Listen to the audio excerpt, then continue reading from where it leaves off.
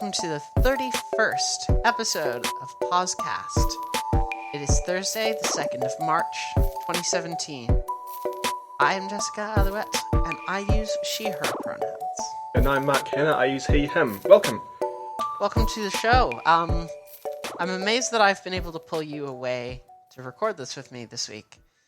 Right, I'll be going right back to it right afterwards. Yeah, because if you haven't been following new video games, which I don't blame you, there's like a lot of good stuff, and there's a lot of stuff that's come out this year that's been really good. Well, So I'd complained just a few weeks ago, oh, there's nothing good on the horizon. I was wrong, and there's a hint as to why in the sentence I just said. Yeah. Horizon Zero Dawn came out. And like in the week leading up to this, it got really great critical reviews. So Jess and I have got kind of a different strategy here.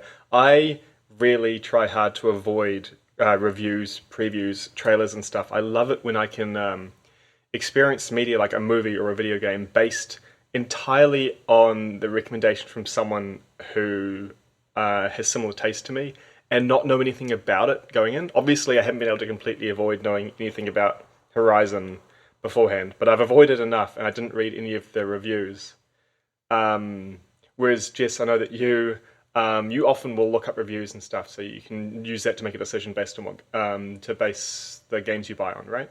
Well, there's a little bit of kind of your technique in there as well, because I don't tend to look up reviews. Well, no, that's a lie. I will look up reviews for games that like I know I'm excited about. Mm-hmm. But I will also look at reviews for games that like popped onto my radar for a second, and were like, oh, maybe this wasn't. I wasn't too into this when I saw it, but let's read this review and see what this critic I trust has to say about it. Yeah, and when it's good things, like what happened with Horizon, like Horizon was not on my radar, and then suddenly it very much was, because a lot of the critics who I trusted were like, oh yeah, this is like, it's a really great game. I would recommend it. And that's enough for me. I'm much more likely to look at a review when it's a game that I've just chanced upon and thinking, oh, maybe I'll pick this up because it might be an indie game that's quite cheap or something. Whereas if it's something I've been excited about, which I have been for Horizon, then I'll avoid reviews so that if I read some specific criticism and then I can't sort of unread that, I don't want to have that someone else's criticism sitting in the back of my mind as I play the game. I want to experience it for myself first, and maybe if there's something bad that I don't notice, it won't bug my experience of it, I mean, I don't think that bugs me too much personally, just because I'm able to kind of like shove that all into kind of a compartment. Yeah, I'm too much of a pedant to do that, I think.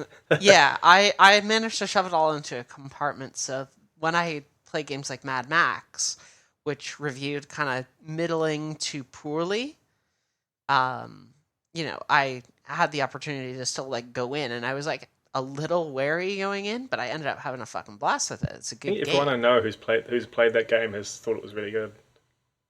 Yeah, it is really good. I would totally recommend Mad Max. But yeah, so with Horizon, I have played about an hour of it, and I watched about an hour and a half of it last night because my brother had already got it. So I've seen a little bit further than I've got so far. So I've got some thoughts on the very early bits of it, where you can, get some small feel for the UI and stuff like that. But I don't know, you haven't got to play it yet, have you, Jess? Because you've picked it up as well. But I have picked it up as well, and I haven't had the chance to sit down with it too much. But I'm curious about your thoughts nonetheless. Okay. So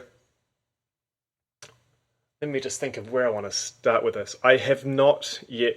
I obviously can't give any sort of thing about the story overall because I haven't been able to experience much with that. No, you've been able to experience kind of like a vignette or a tableau. I've only seen the very early stuff. I'm not even far enough that the time is passing yet, because the time of day is tied to the story in the very early parts of the game. Just makes sense. And it's not open world yet. I've just basically gotten through the introduction, and now I'm in the sort of tutorial first area.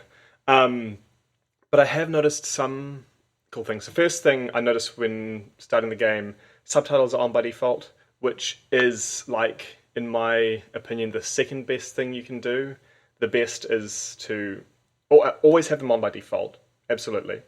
Um, Ideally, let the settings where they can be turned off be accessed before the first cinematic, because I like to turn them off so they don't distract me. But on by default is clearly the right thing for accessibility. So the first cinematic that plays will always have subtitles in it. Mm-hmm. The next thing I noticed, which I think is really cool, with some caveats, is when you go into the UI options, first look at it and it says UI. I think it says HUD. Sorry, HUD always on, and you go to the next one. It says dynamic. Cool. And you go to the next option and it says custom, and a new option appears, and you go into that, and it's got a whole big list of things where you can change every UI element. Is it always on? Is it dynamic? Is it always off? Which is really, really cool. Oh, shit. Except there are some parts you can't turn off. I really like that in The Division when I was spending time with that. So it has the same thing, same type of thing? Yeah, it's got that kind of UI customization. And The Division has a really minimal UI because it's more kind of a shooter than it is an MMO, but it definitely it nabbed that feature from MMOs, and I think that's one of the best things that game did design-wise, because it made not only a UI that felt like it was integrated into the world, because you had a piece of UI which was attached to your character and kind of went with them. That's another thing that I want to touch on. It's a minor story spoiler. I will get to it in a second. Yeah. You can also just rearrange all of the HUD elements, like your radar and stuff like that. Oh yeah. And adjust the opacity. It was full tilt. Nice. Really great customization, and I really enjoy being able to customize UI in games. Yeah, absolutely. Because it means I can focus on the stuff that I use. I would kill to be able to turn off the map in Grand Theft Auto 5, and I'm not sure if there is a way I can do that. Yeah, mini-maps can be so distracting, right? I mean, yeah, they can be. It gets easier to just watch the map. I think Grand Theft Auto 5 is actually a pretty egregious example of that. I'd agree. Whereas you've seen in, was it Mafia 3 that did it really well? Mafia 3 had no mini-map and instead had the street signs that were along the side kind of situation, and you would you'd see you have to turn left here if you're trying to get to this objective in the optimal route. Yeah. And I think when we originally talked about that, you mentioned Far Cry 2 as well. Yeah, it's got a similar thing where you've got your mission where you need to go and a waypoint you've set, and the signposts will color them according to that, so you can follow them. Yeah, I remember going back to Far Cry 2 to play that shortly after that discussion, and I remembered seeing that, and I was like, oh yeah. It's cool, eh? Mark and I talked about this feature. I didn't realize it was here. But once you know about it, it's really handy. So yeah, it could maybe be better communicated to the player to start with, but once you see it, it's very useful. Definitely. I really like that in-world UI kind of design. Yeah, definitely. And especially with something like signposts. That feels very natural. It's great as well when you've got something, like you said, in The Division, and also a bit in Assassin's Creed, although I don't think it was executed as well, where there is an in-world explanation for the UI. Yeah. I really like that. And without, like I said, it's minor story spoilers, so I don't want to describe exactly how. There's a similar thing in Horizon that I think is really good. It means that I can see HUD elements without feeling like I'm pulled out of the experience and reminded it's a game, because it's part of the world. So I really like that. Right. But okay. I am disappointed that there are some things that can't be turned off. For example, the floating quest markers can't be turned off. The only way to not show them is to disable your active quest, which isn't great. There's also some things like if the inactive quest summary, or whatever it's called, is turned on, then every time you get an update on an inactive quest, the summary shows up, which takes up a lot of screen real estate, and it looks like it doesn't disappear until you press the touchpad. But you can turn off that inactive quest summary, so that's fine, but it's just weird that it doesn't go away on its own because it takes up a lot of screen real estate. And there are bits that pop up in the environment showing you, oh, here's a harvestable plant and stuff. It doesn't look like you can turn those off either, which is one of the things I'd quite like to turn off, but they also don't appear until you get close-ish. So that's What's okay. what's the alternative to that? Just recognizing what the plants look like, if you want to. Okay. Like, have it on by default, but leave what it is turned a off. user-friendly way to do that? Make it easy to recognize what the plants look like because they're distinctive in the environment. What they have is like a white line that pops up and with an icon on top. I think it's a nice, sleek design, and it works well for loot on enemies that have been killed as well because it shows you the quality of the highest quality, the rarity item in there. Hmm. It's fairly elegant. It just can get a little. It looks like it can get a little overbearing when there's a lot of plants Hmm. nearby, and I just like to be able to tone it down a bit. I think, but like this is not a big deal. It's something I've noticed. Yeah, what's your thoughts on like the item highlight kind of approach to that, where you highlight stuff that is like harvestable, or you can pick it up in like a different color? Like a highlight outline or something. Well, like a highlight like color or something, I like don't. kind of like what Far Cry and BioShock do. Okay, I don't. It's been a while since I played either of those games, so I don't remember that well. I don't tend to like things that work like overlays on the item or something because it makes it harder to see detail if I want to have a look. Right. And I find them a bit distracting. I mean, I find all this stuff distracting. That's why I really like it when there's something that's just, oh, it's very easy to see in world. And Horizon does this really well with some climbable objects where there are quite distinct yellow ropes that indicate you can climb this thing. They're not the only climbable things, but they are climbable things. And it's very good. You don't need an extra UI thing to look at that and go, I can climb onto that. I do want to say, like, in my mind right now, the king of like not having a superfluous UI and also injecting it into the world, Hmm. it's got to be Dead Space. It's been ages since I played Dead Space, but I do recall the UI a bit, and you're right because it was like projected from your helmet or something, right? Not only is the stuff projected from like your helmet and your wrist with your inventory, like Mm-hmm. it Because it's one doesn't. entirely in world, doesn't pause, right? Yeah, it's entirely in world. It doesn't pause. That's very cool. Your health is on your back. You can Oh actually you can yes, always see it because it's on your the yes, rig. that's right. Um, and I mean, I also love that that game doesn't break away into cinematics. Hmm. Or sorry, it doesn't break away in cuts. Um, like Right, it's single the cut cinematic. the game never cuts. It's always Ah, like it's single shot. yeah, At least Dead Space 1 is. I'm pretty sure Dead Space 2 is as well, and then Dead Space 3 dips away from the single shot stuff a little bit just because there's some stuff that's going um, on a bit of a broader scale than in Dead Space 1 and 2. you just reminded me when you mentioned cinematics. Another very minor criticism of Horizon that I noticed by mistake. Cinematics are a one button press skip. I noticed this because one cinematic starts around the time you'd expect to have to jump, and I tried to jump and skip the cinematic. Luckily, I'd seen it already the night before. But yeah, just You so don't have you to know, hold it or anything? It no, just is. I tapped X and it skipped the whole cinematic. Oh, that's not ideal. I'll have to No, keep that in so mind. yeah, so just be a little aware um, without giving too much away. Near the beginning of the game, when you're climbing a little bit, and you'll probably know from that when I say it, you're going up a bit, a cinematic's about to start. So don't try to jump right at the top because you might accidentally skip it like I did. Okay. But yeah, hopefully that won't be a problem again because I won't accidentally skip anymore. But I'm not a person to skip cinematics, so that was sad. I'd have had if I hadn't seen it just the night before and already knew what had happened, I'd have had to go and whatever back to the checkpoint or start again if it triggered a new checkpoint because it's before the first time you can make a manual save. Horizon, why would you do that? I hope you patch I mean, that. it's not as bad as, for example, having the same button to jump and interact with everything. Ooh, Final Fantasy 15. Have they fixed that yet? Oh, fuck no. Oh, okay. But yeah, so I It's haven't been able to. I haven't really done any combat myself. I've watched some, and it looks really cool and fun. I haven't really done much myself, just the very early tutorial stuff.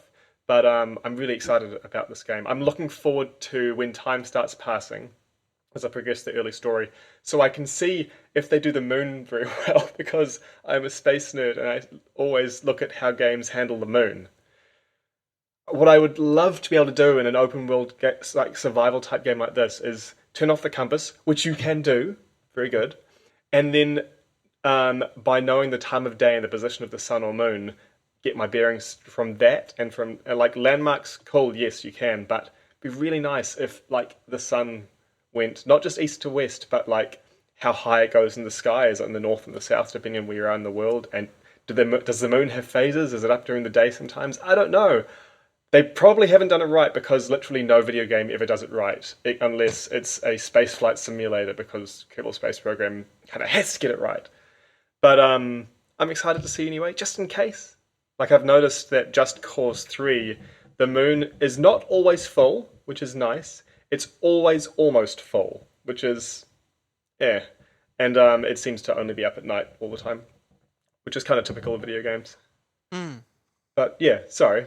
A little bit of a rant there. I always try to check how they do the moon in games with time passing. No, that is understandable, because you are just the biggest space nerd. Oh, I am.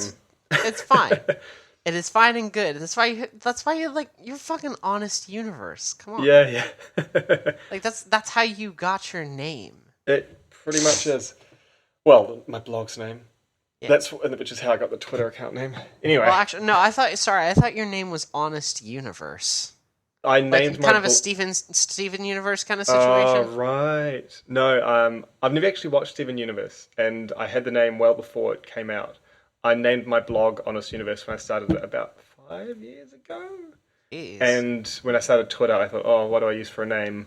Oh, the username I usually use is taken. I'll use the name of my blog, because I thought I was going to talk mostly about that, and I still do when I post stuff, but yeah.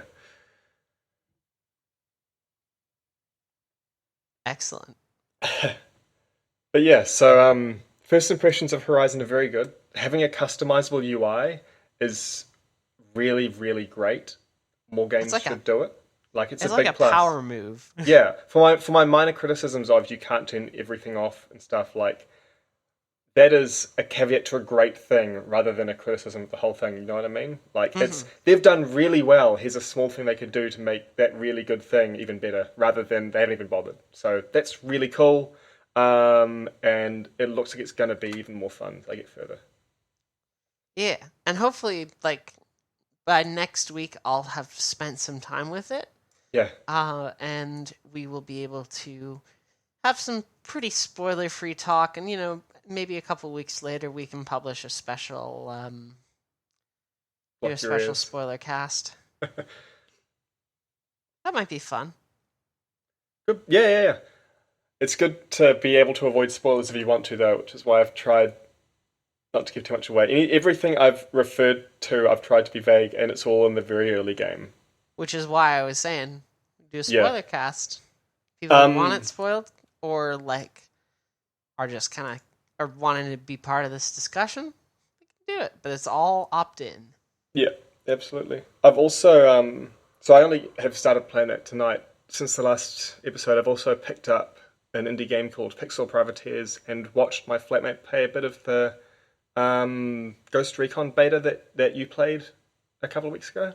Mm-hmm. What have you been up to? I Night in the Woods has been kind of what I've been up to. Is it still going really well?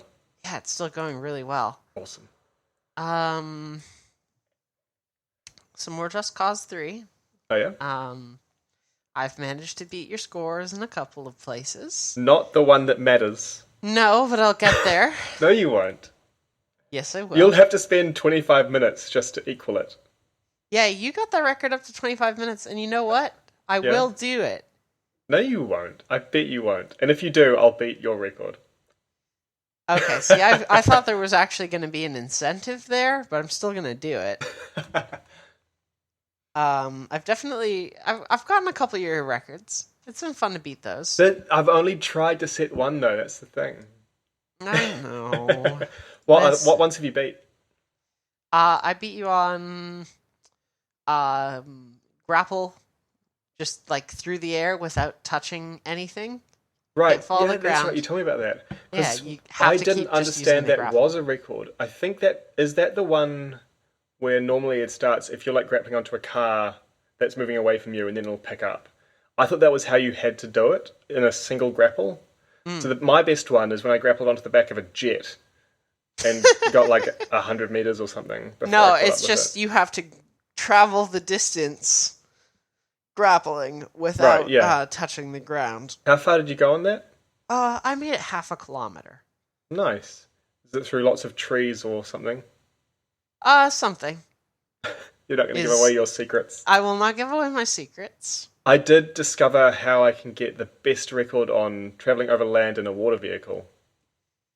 I If you, think you yeah, told me about this. if you sit on a jet ski on the land and you rock back and forth, your distance traveled starts going up really slowly. But like you could do it indefinitely.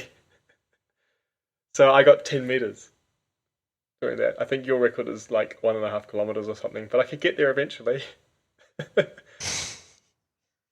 By the way, I do want to talk about something very, very funny. Yeah. Just while we're kind of just, I guess, idling. I don't know. So Sure. you know that the Nintendo Switch is a thing that's happening. I have heard of it. Yep, it's supposed to be happening Yeah. tomorrow. Oh, I is think. it? Yep, the That's Switch. the one with the games that taste bad, right? I was just about to Oh, get to sorry. that. You do Yeah, it. You do it. Let's pull my things out. Yeah. So it's happening. Okay. It's happening. The games taste bad. Now I wait. How do you even discover that? Okay, so Nintendo was like, we like added a bittering agent to make it so that like kids won't eat this because the cartridges are very small, and they were like, oh yeah, we don't want kids to like put this in their mouths. That's like bad. So they Just announced for that the bad games for taste wallets. Yeah, and they were announced that actually like we added a bitterness agent to all our cartridges to keep children from eating it. So this prompted the opposite response from the game journalism community, which thank you very much. bad. Do you know? Sorry, I really want to read this announcement. I may possibly have the thing that you're talking about. Link it to me while I finish this point. So it prompted like every game journalist to do the opposite of what Nintendo wanted and go ahead and stick Nintendo Switch cartridges in their mouths. As you might expect, it was off-putting and the cartridges taste bad. Who would have thought? Are you sure that Nintendo has announced it? Because I'm seeing a lot of headlines saying, "Hey, it turns out these taste bad," but nothing from Nintendo. I'm certain there was something from Nintendo before this, and there was also. Oh, you know what? Yeah. Maybe it's because I saw this story originally yesterday.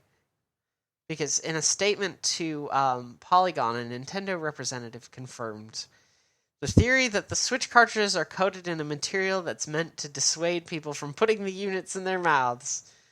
A bittering agent has been applied to the game card. This bittering agent is non-toxic. That's what they have said. The agent specifically is denatonium benzoate.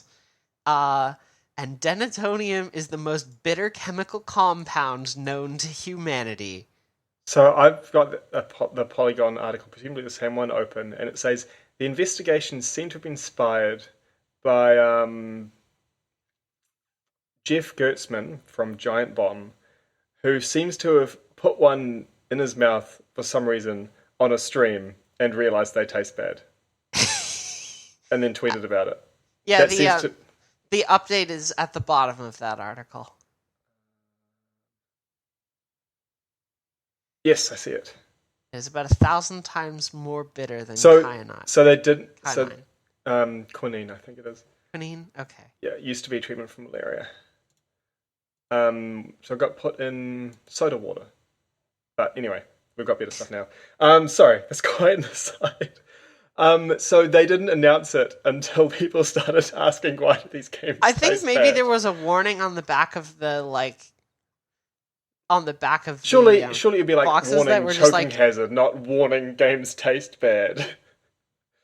I don't know. There might have been some. There has to have been something that I made just, I Jeff really, Gerstmann put this in his mouth. I really want there to not be though. I really want there to have been just like I mean, he put it in his mouth and it tasted bad, and suddenly Nintendo's like, oh crap, we have to tell them why our games taste bad. it's because we put the most bitter substance known to mankind on it. That's nuts. And it's also there's another quote here from Chemistry World's Chemistry in Its Element podcast, which described denatonium as using the following statement: if you have something that may be consumed but shouldn't be, you add some denatonium benzoate, and even small quantities of it will put people off. I wonder if that's the stuff that people will put on their nails to stop them from chewing their own nails if they want to break the habit. Yes, it is actually. Oh yeah? Yep. Denatonium is commonly used to denature ethyl alcohol, so that it cannot be used as drinking alcohol. It is also used in special kinds of nail polish to prevent people from biting their nails. So spiking your drinks with a Switch game will make it slightly less alcoholic. No, it doesn't make it less alcoholic. It's to actively make it terrible. Well, if it denatures the alcohol, then it'll taste bad and be less alcoholic. Win-win? Oh, shit. Also, you'll probably ruin the game, so don't. I mean, don't yeah, do the it. game will also be ruined. There are probably lots of reasons to not put Nintendo Switch games in your mouth, but it turns out one of them is they taste bad. Maybe they learned this lesson from, like, the DS cartridges. Do they The taste 3DS bad? cartridges. No, they don't taste bad. But Are you sure? Hang on. Actually, do you know what the best thing Hang about on. this Just discovery wait 1 is? second while Oh god. you can make your point. I'm going to get ready. The best thing about this discovery is that now, every time there is a new format, physical format for games, like there's a new portable console with a different type of cartridge or something, games journalists will have to lick the games. They will have to. Yep. So That's amazing. right kind of in front of me right now, I have a Nintendo 3DS cartridge for Luigi's Mansion 2 Dark Moon. I'm going to do two things here very quickly. I'm going to need to go grab my 3DS for a second, so just give me one moment. Okay.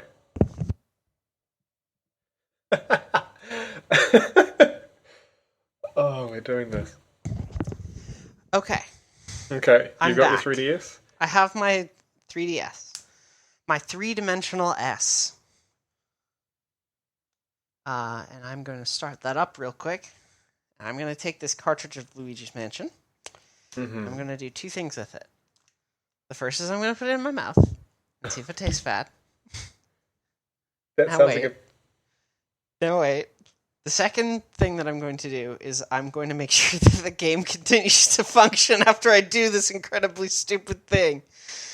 Maybe you don't put the whole thing in your mouth, just lick it. I fail to see how that makes it any better. You're less likely to get the whole game wet and not work anymore, but you can still taste it. I don't want you to ruin your game by mistake. I'm sure it'll be fine. Like, these cartridges... The thing about 3DS cartridges that I love, and DS cartridges before them, they're fucking indestructible. I But could are not they destroy inedible? one of these things if I tried. Which is why I'm also glad that the Switch uses this format. Like, Oh, it's are the fast. cartridges similar? Yeah, they're a little bit smaller than the 3DS ones, actually. Okay. But having a cartridge is fast. It is way more efficient than having a disc. both on space and on speed, and opens up the possibility for like a lot of stuff. Like eating the game. Well, like eating the cartridge, yes, and also like depending on how the cartridge format actually works, you could have a like patch zone so that you always kind of have the latest version of that game on your cartridge. Oh yeah. That's in theory. I don't know how well practically that could work, Right. but theory. So I'm gonna do this test now, Okay. and I'm gonna confirm that the 3DS cartridges do not taste bad. We hope. I can confirm that it just tastes like nothing. It tastes like plastic. Okay. Now you should go look at DVD. Do DVDs have bad taste? Probably not, and probably don't lick one. I have Blu-rays. I could do that. Okay, the game continues to function See, normally. I would not recommend doing it to a disc. I don't know what effect that would have on it. When it's like tiny little grooves that matter. That doesn't seem like it would have any problem. Maybe not. Maybe I'm just being overly cautious, not eating my games. I mean, that seems like a wise kind of course of action. Don't eat your video games, people. Not even for journalism. There are cheaper ways to feed yourself. More nutritious as well. Video games are an expensive hobby. They don't need to become an expensive food as well. Don't do that. Don't eat your video games.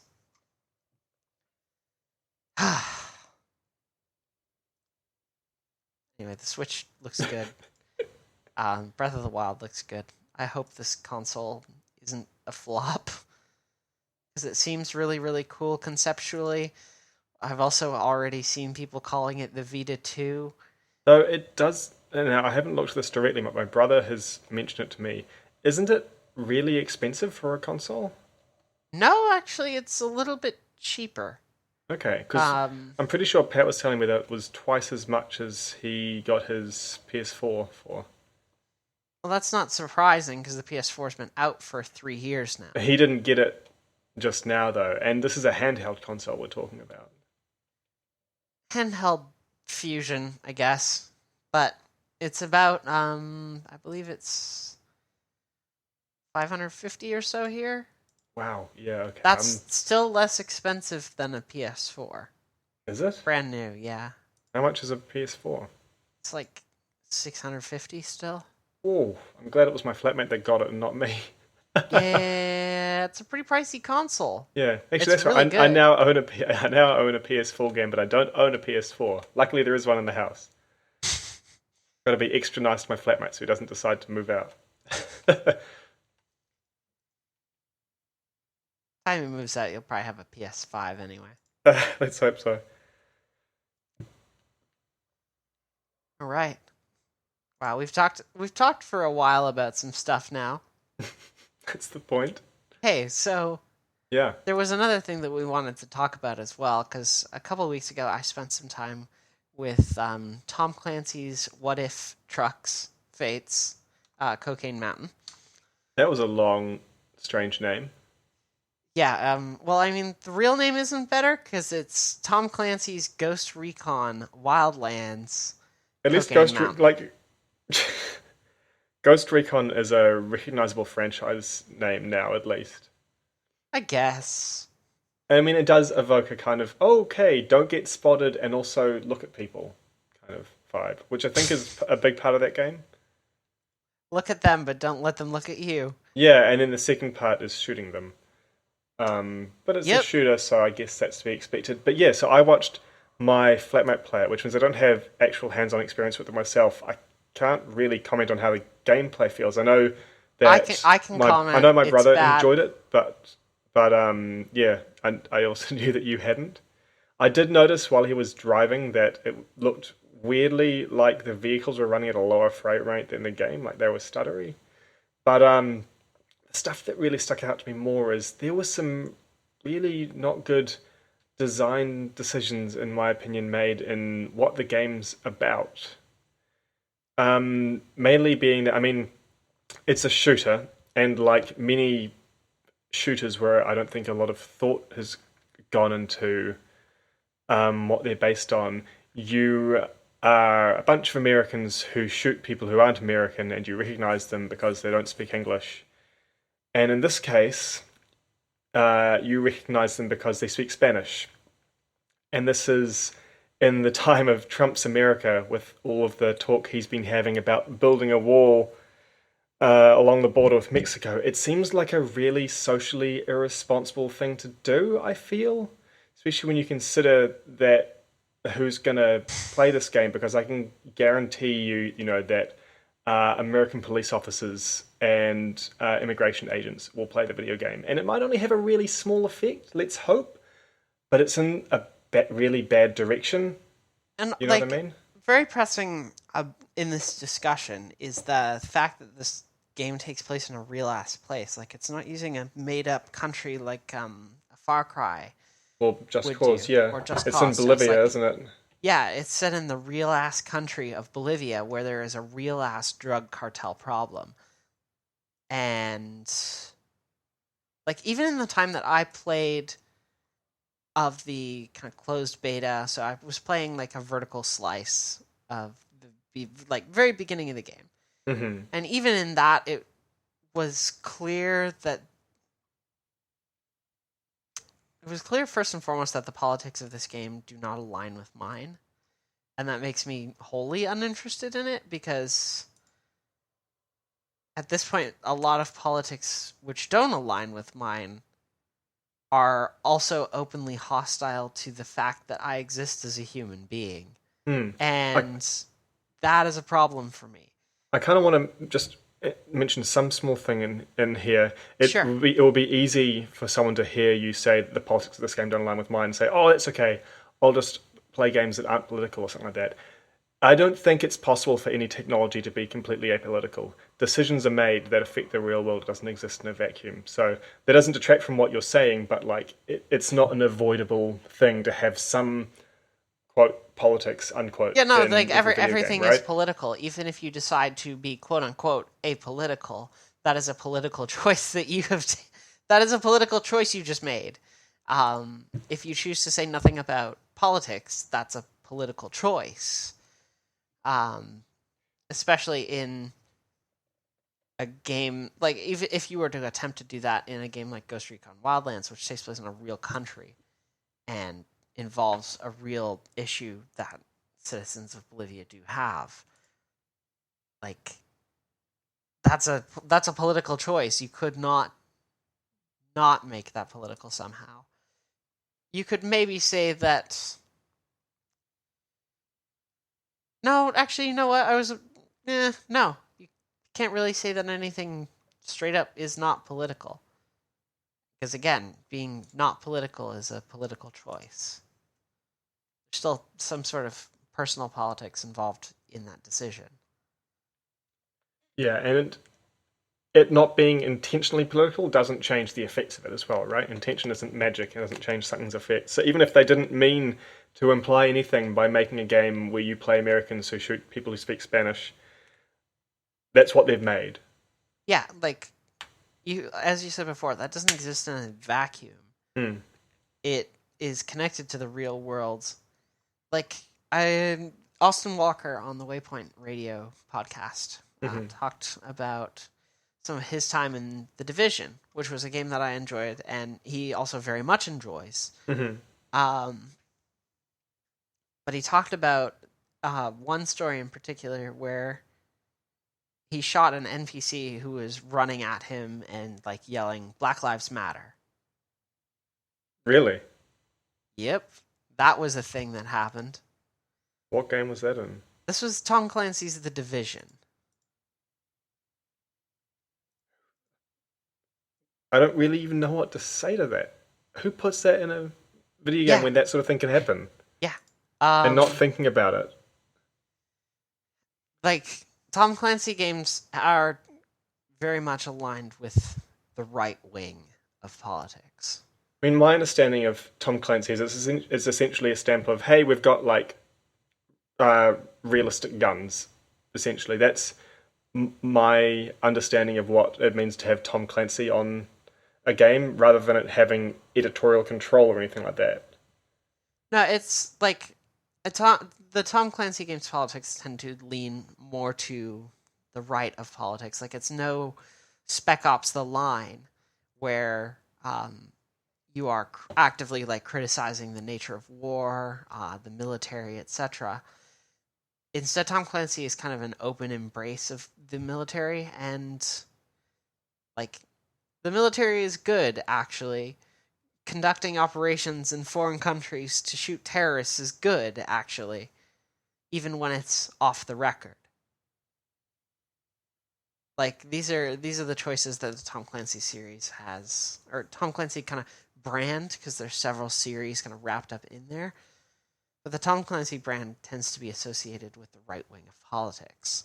And it's fine. It's fine that games exist on the right wing of politics. I want to be clear about that.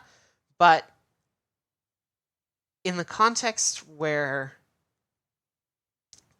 the right wing of politics is also just increasingly becoming the far right, and is also openly embracing fascism and dictatorship in a major country, like it becomes very hard to look at games with politics like that and say this is fine. And Ghost Recon Wildlands falls very firmly on the side of no, this isn't fine. Like I can't abide by this, or like give it my money or time. Like there's a section in the vertical slice that I played as well, where, and you noticed this as well. Yeah, I know what you're going to say. Yeah, one of your teammates casually remarks about torture as an art. They're criticizing how the enemy's torture is amateurish, which is a really gross, horrific thing to do. And the other characters sort of remark as in, ha ha, don't you have such a dark side, and just shrug it off. Yeah, it's done in a very cavalier manner. And I don't know, I mean, the other stuff I've talked about, that was a feeling I got from the game rather than a reaction to one specific thing, but that, I felt honestly repulsed by that bit of content in the game. And I mean, I can understand how there can be good reasons to make players feel uncomfortable from the content. If there can definitely be good reasons for that. I really don't feel like this was one of them. Spec Ops: The Line very much does this, where it is trying to make you uncomfortable rather than saying this is fine. Actually, yeah. I haven't played that game, but you've talked about it before. I've talked about it a little bit before. Yeah, I would wholly recommend picking up that game if you can get it at some point. It's usually pretty cheap, but it is very critical of the nature of war. It deliberately is intended to make people uncomfortable as they do horrible, terrible things.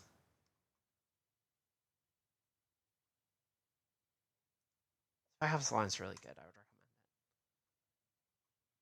I would recommend it. I keep forgetting you can't hear me nodding. Sorry, that's stupid. Yeah, no, you'd think by episode 31 I'd have got that. 31 episodes in, we recorded for an hour. We do prep kind of like during the week. I need to like wear a cowbell so you can hear me nodding.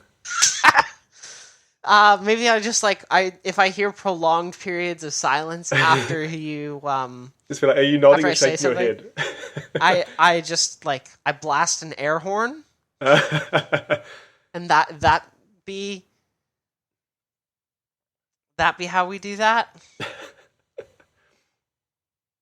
Just really, really annoying air horns. We do them really, really fast if you agree, and slower if you don't. Oh god. No, either way. This is terrible. Actually, Yes, it is. I'm very much in need to move on. Air horn noises are bad.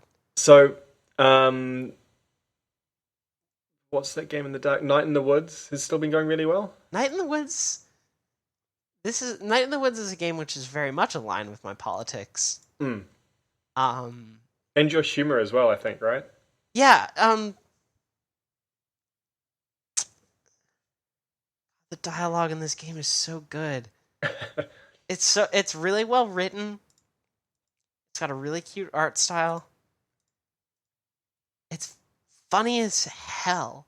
I keep just like genuinely laughing at everything that happens in this game. So it sounds like from what you said last week, it's more of the same, and the same is very good. The same is very good when it comes to Night in the Woods.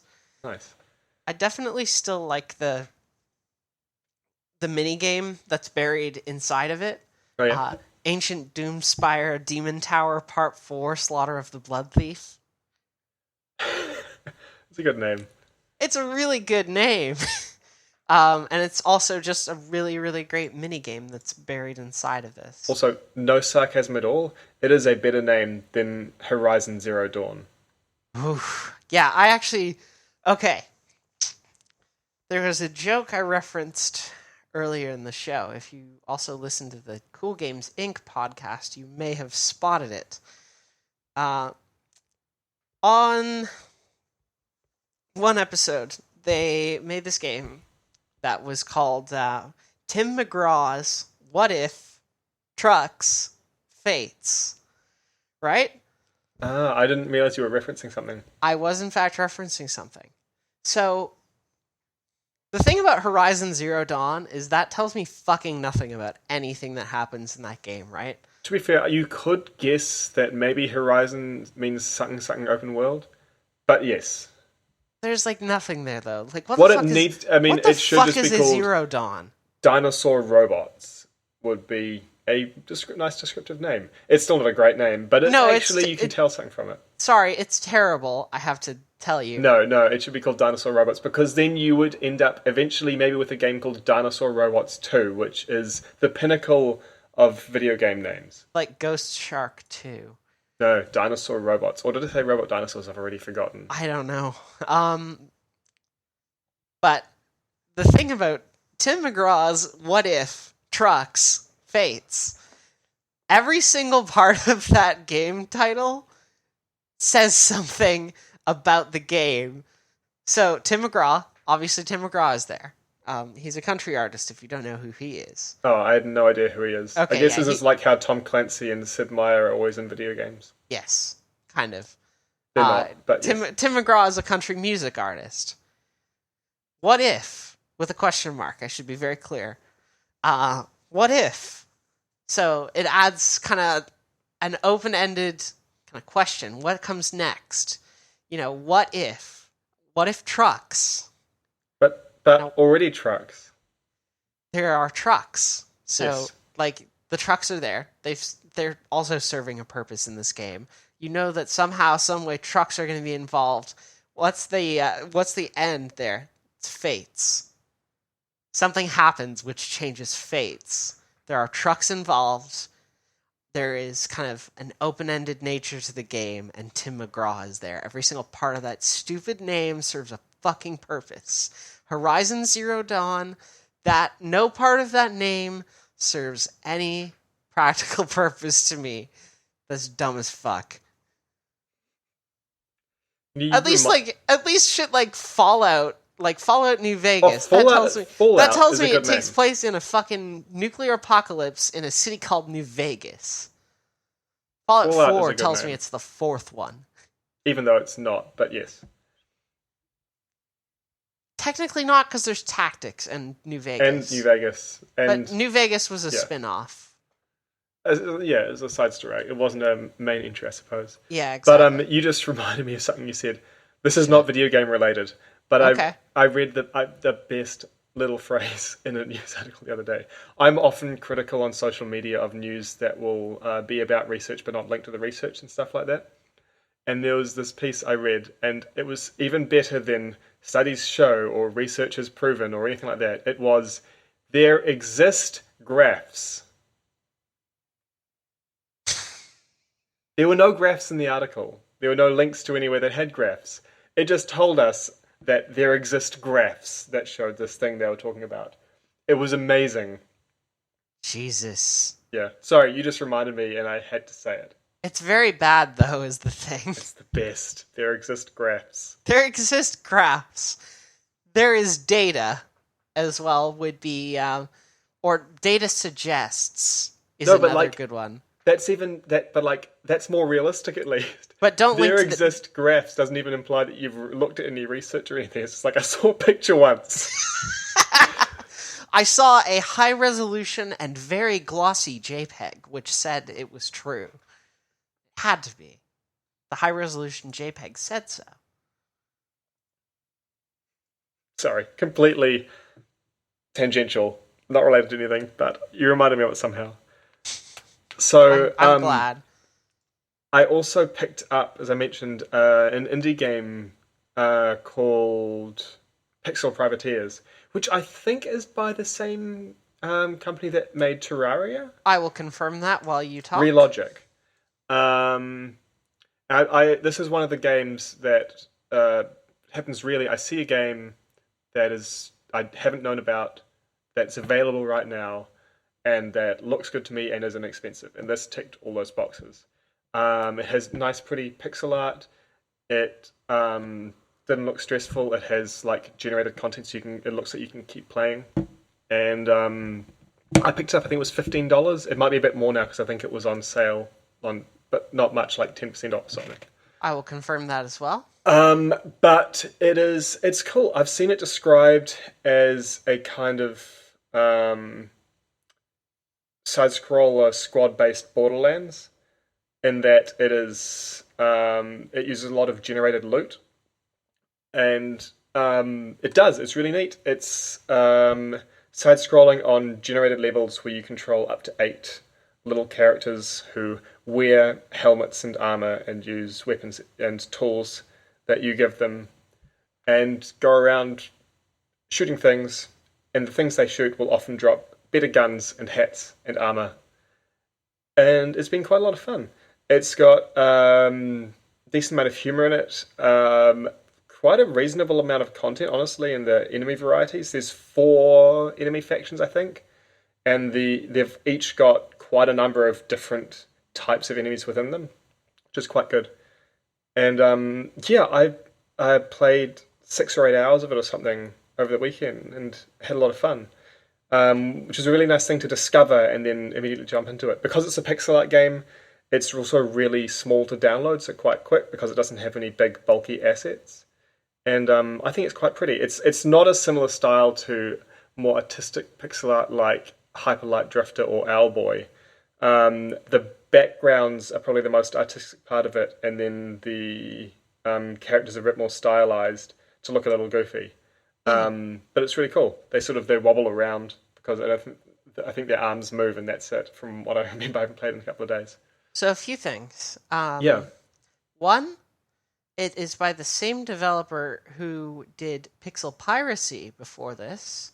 Oh yeah, I've played that game actually. I didn't like it as much as Pixel Privateers. Is Relogic the publisher then? Yeah, Relogic is just the publisher. Ah, okay. Thanks for correcting me on that. No worries. I recognised it from Terraria, but I didn't realise they were the publisher rather than the developer. 2, Pixel Privateers is $18 on Steam. Right, that sounds about right. I got it slightly less than that for 15. So yeah, so that's pretty inexpensive. Yeah, I guess, right? That's pretty inexpensive. I've seen someone say in one of the comments in the game that they finished it in 8 hours, but I've played that much and I haven't finished it. It does finish, like your characters will level up and everything scales up with you. It doesn't get like a lot more challenging as you level up, which I've noticed, which I like. If you listen to the show, you'll know I've criticised games like XCOM for that quite a bit. It's like a thing that comes back and haunts me. Very much. But so that's cool. And I haven't been able to try this yet, but it's got cooperative multiplayer where you can send down a bunch of people, and a friend sends down a bunch of people, up to 8 total, and you play through the same mission together. I haven't done it, but it's a cool idea. I like games with cooperative multiplayer. I just don't have anyone to play it with. But like, good on them for implementing that, because that sounds really neat. Mm-hmm. Cool. Yeah. All right. before we close off today, I have a question. Oh, yeah? Yep, and this comes to us from Ash, the queerest deer on Twitter, Mm-hmm. who asks, do you prefer playing as silent protagonists who allow you to project whatever personality and motivation you wish upon them, or playing as fully voiced characters with established personalities and goals? Kind of like Borderlands 2 versus the pre-sequel.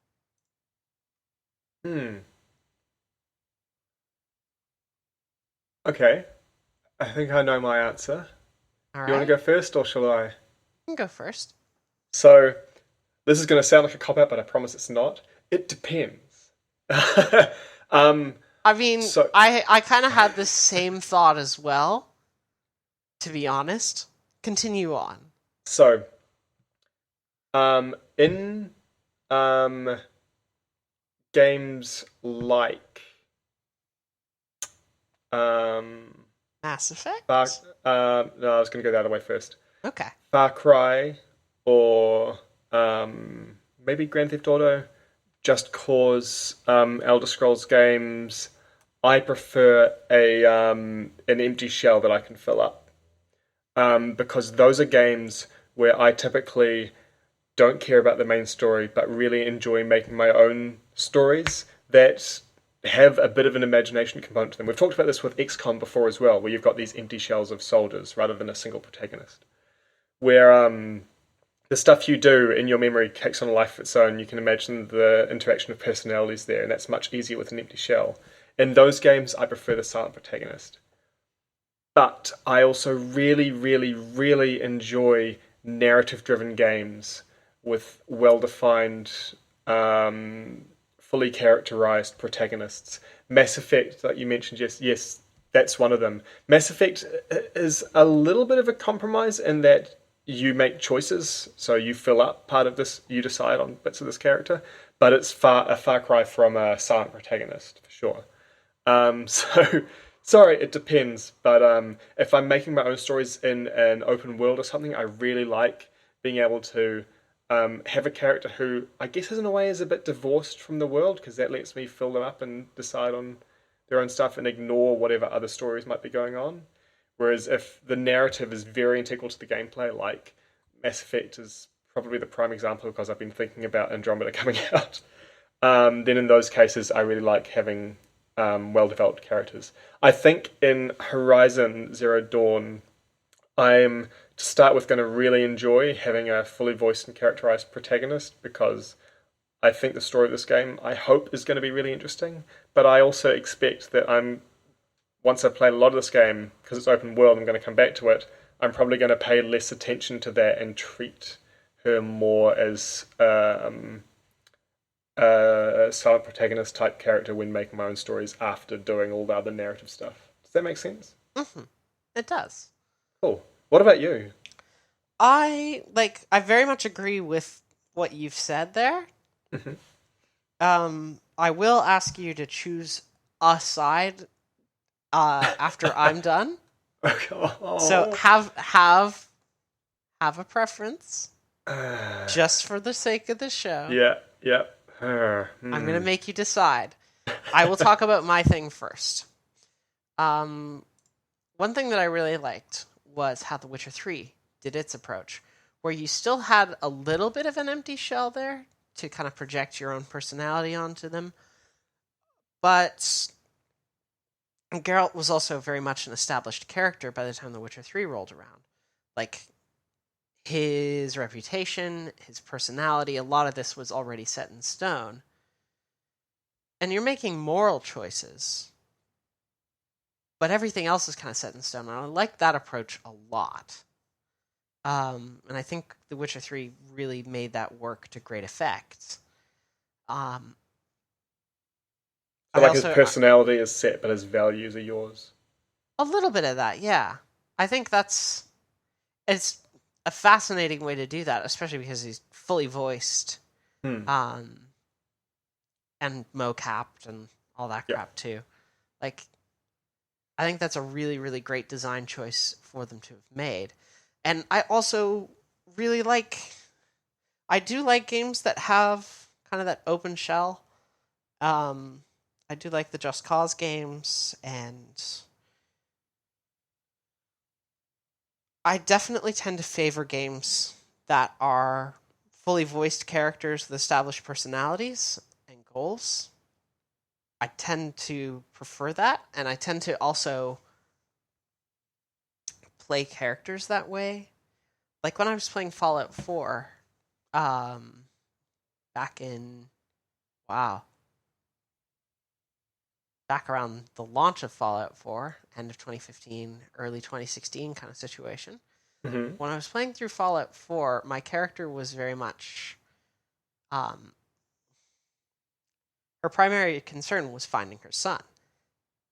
Because that was the most interesting way to play that game. Hmm. Even when doing doing side stuff, it was always like with the primary goal of like I have to find my son. And then I found my son. And that was all well and good. I won't spoil too much beyond that point. But some shit happened once I found my son. And I changed the character changed around that. I think that's been a really fascinating way to kind of play that empty shell, even if she's fully voiced. I had a good time with that. I think, yeah, all up, I tend to prefer characters with established, fully voiced character. Or even just an established character like something like Doom has. Where Doom has a silent protagonist who also has a personality that they kind of express through their actions and kind of the way that they do things. Like, as you find little collectibles, you'll hold them up and look at them, and you'll be like, "Oh, how cute is that?" Um, the take no bullshit mentality that they have when certain audio logs are playing, like it's very fun and gives the character a sense of personality and feeling without a single word. I really like that. Um, I think that fully voiced characters are my preference because I prefer that games tell me a story rather than I have to make my own constantly. It's kind of why I bounce off of games in the vein of Rust or like shitty 3D Minecrafts. That's why I bounce off of them so hard. It's probably why I bounced off of games like Terraria very hard. But Okay. other games with fully voiced protagonists and maybe some light choice making that I can do. I think that is kind of the best way for me to play and enjoy games. Okay.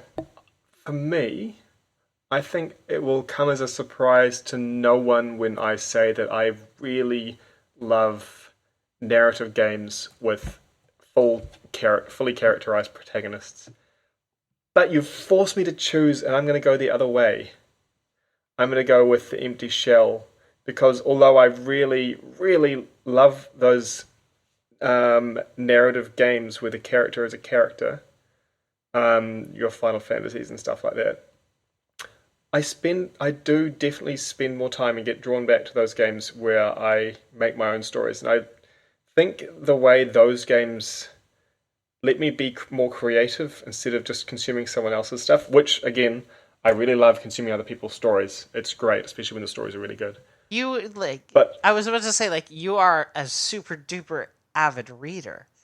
yeah, yeah, and you Like can't that's a have thing. empty shells in a book. No. Um, but well, I guess it's choose your own adventure books. But I haven't read one of those in a long time. Oh yeah, But those exist, huh? yeah, I got one out of my school library, and I don't think I ever returned it. Anyway, Oops. I'm That's a going to crime. choose the empty shells because I think that if I had to pick one ever, I'd take the one that lets me make as many stories as I like. If that makes sense. I really do value the way those games can let you be creative with the characters. there's ones that let you build your own character in terms of what they look like and stuff as well. I honestly don't care as much for building their own skills, strange as that may seem. But the ones that let you make your own stories and imagine your own stories using the world as your clay, I really like that. And I think if I had to pick one or the other, I'd pick that and probably hate myself for it, but I'd still pick it. And you made me choose, so it's your fault. I made you choose, and I think that like you're prompting really good points here.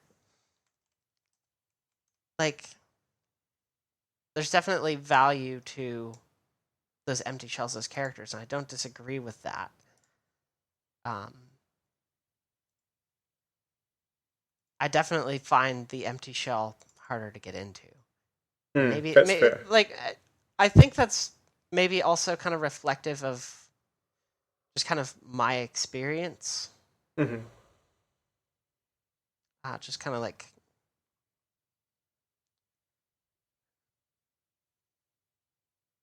You okay? yeah, I guess. Yeah, I'm just trying to think of how to word this. Okay. Like, I guess, like growing up and stuff, right? Mm-hmm. Surprise, surprise, I was a nerd.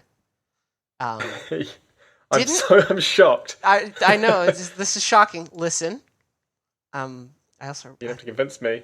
on the note of nerd cred, really quick. I read a 13-book series about owls, dude. Like What series was that? Guardians of Ga'Hoole. That was the level of nerd which I was on. Nice. And I'm not surprised that birds were involved. No, yeah, I've pretty much been a bird nerd for life at this point. Besides the point, didn't have a lot of friends kind of throughout school. Mm-hmm. And so I was the empty shell. And I tried to fit in like as best as I could. And it was never quite adequate.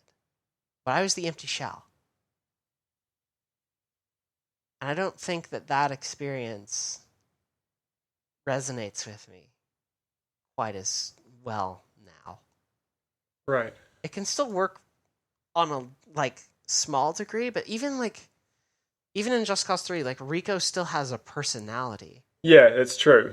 Like Elder Scrolls, definitely you don't have any sort of set personality because you're very focused on like your own thing in Skyrim.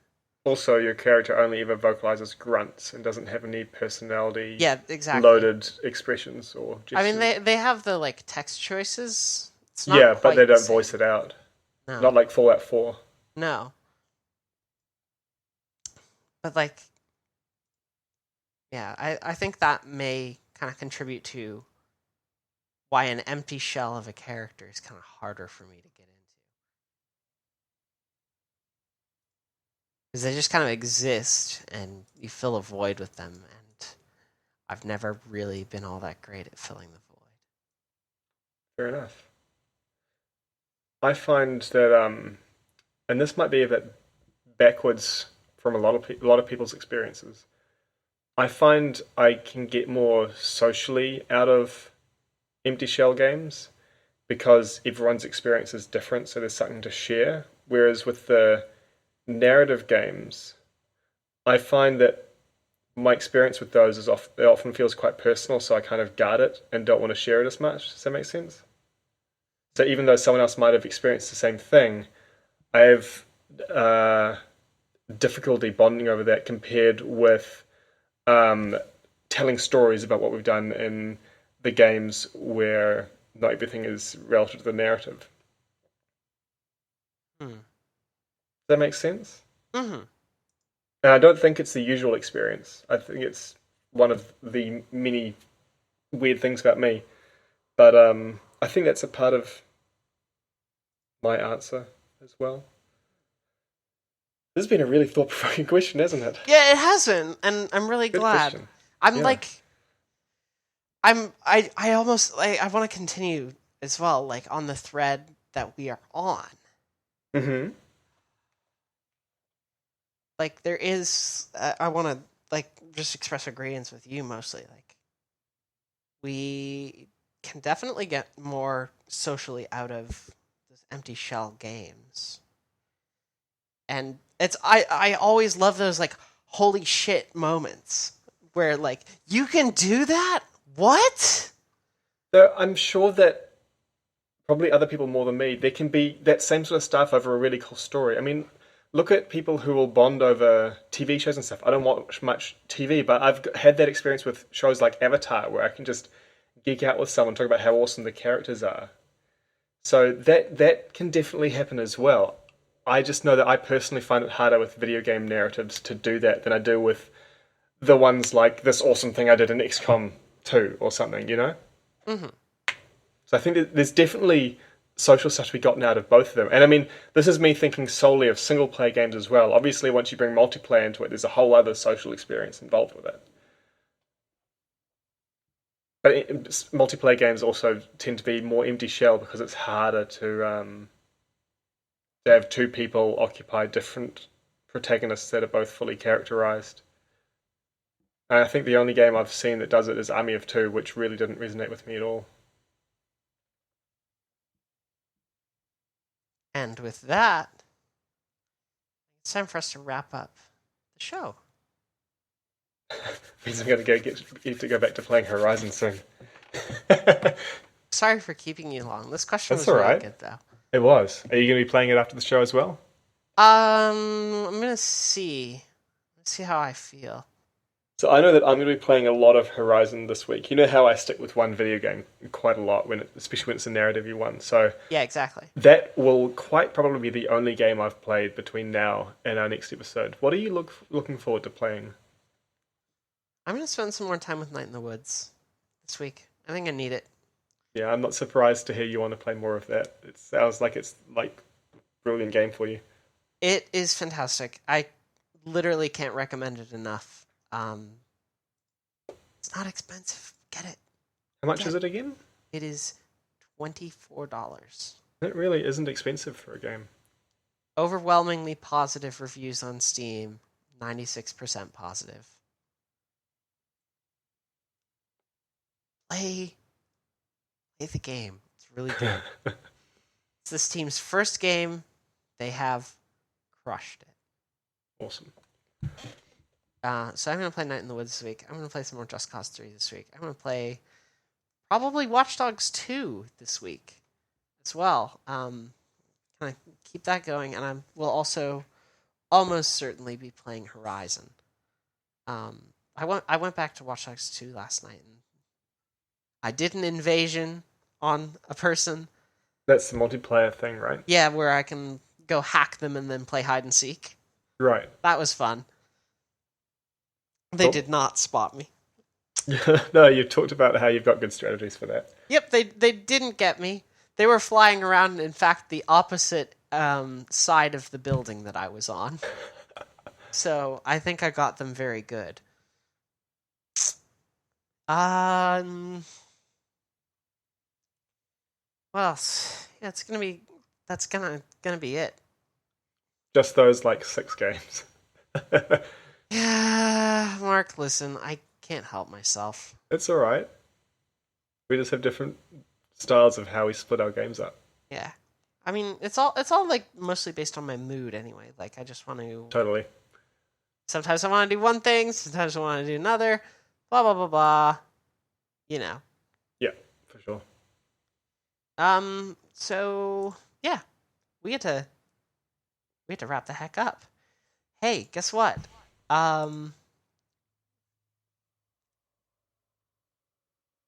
Shit. Yeah, fuck. There's a lot of stuff, and I'm trying to think what we should tackle first. We have giveaways for video games if you want them. You can send us emails, podcastshow@gmail.com, if you want free video games. I'm probably going to have some more sometime in the next couple weeks as well.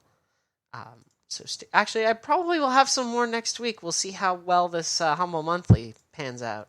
Oh, that sounds exciting. Yeah. We'll see how well that pans out, just in terms of how many games do I already own and can thus give away. Mm-hmm. yeah, just email us, pausecastshow@gmail.com.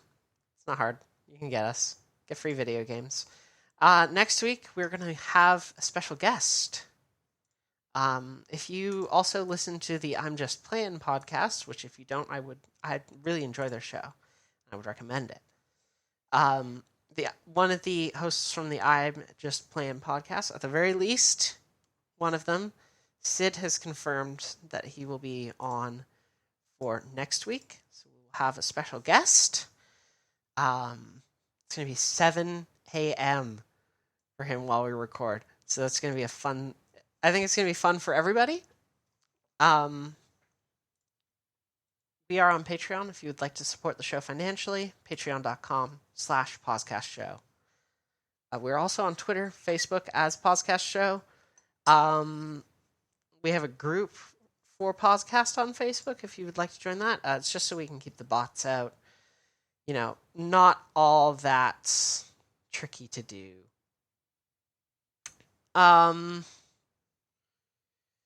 Mark, you're on the internet some places, I think.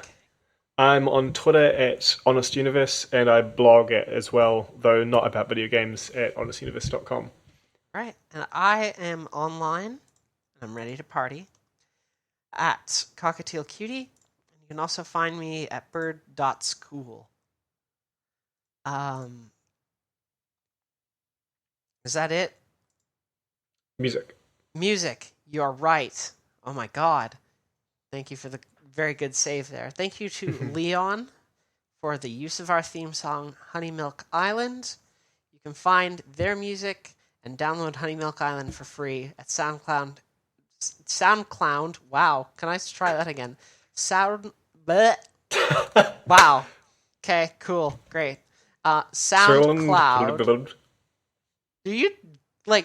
Did you just maybe gargle water to try? No. Okay. No, you rub your finger over your lips. SoundCloud. Okay, see, I thought you were like gargling water while you did that. You monster. SoundCloud.com/LEYAWN. And you can find all their music there. All right, cool.